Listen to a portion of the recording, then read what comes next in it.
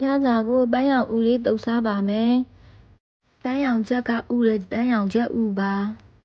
အဲ့လိုမဟုတ်ပါဘူးဖီကန်ပါ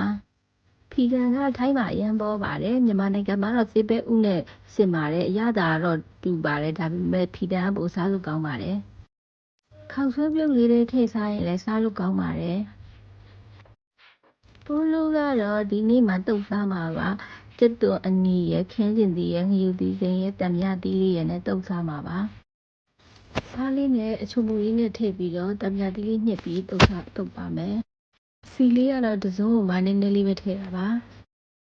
မြန်မာပြည်ကစေပဲဥနဲ့ဘာကွာလဲဆိုရင်အရသာလေးနည်းနည်းကွာပါတယ်သူ့ရဲ့အသားလေးကလည်းဖီတန်ရဲ့အသားလေးကထုထုနဲ့တင်းတင်းပြောင်ပြောင်လေးနဲ့ပိုစားလို့ကောင်းပါတယ်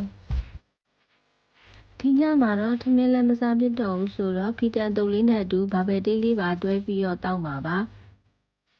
ဘာပဲတီးကလည်းအပြင်ထပ်ပြီးမဝယ်ချင်တော့တာမလို့ ready made အထုပ်ပဲတောက်ပါပါဒီဘာပဲတီးအထုပ်လေးကလည်းထိုင်းမှာပေါ်ပါတယ်